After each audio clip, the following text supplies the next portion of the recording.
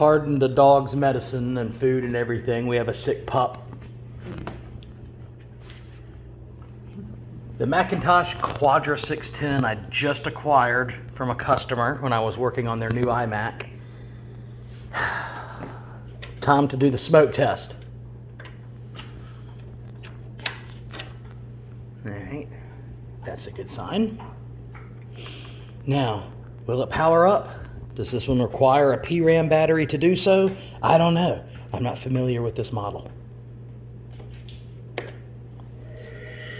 Ooh, that hard drive's not in good shape.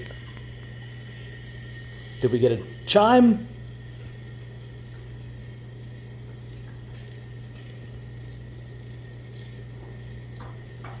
No, you know what? I don't think I plugged in the... No, I did.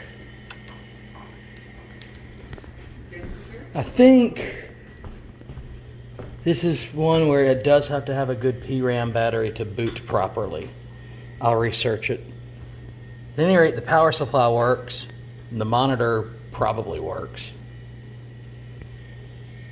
No smoke, so needs a good cleaning up.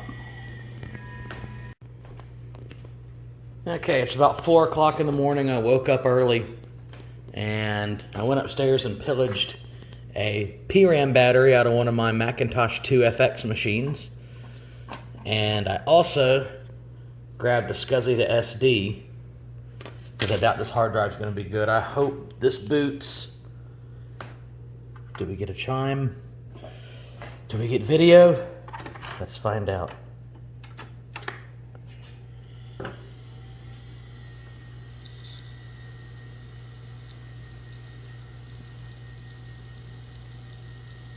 No, let me turn the battery around. I might have put the PRAM battery in backwards.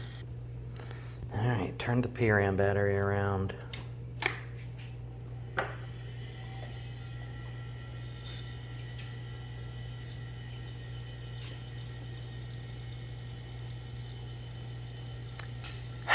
Well, that's a bummer. I was hoping it would be a nice, easy fix.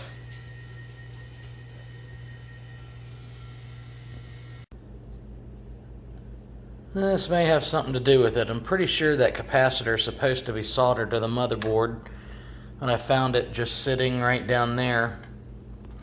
So I'm not sure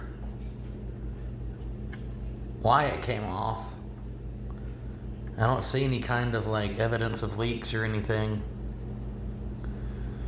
But maybe the board needs a recap, which is something I'm just not going to get into. I'll probably eventually send the board off to Amiga of Rochester. And I was so hoping this was just going to be a very easy, smeezy, plug and play type situation.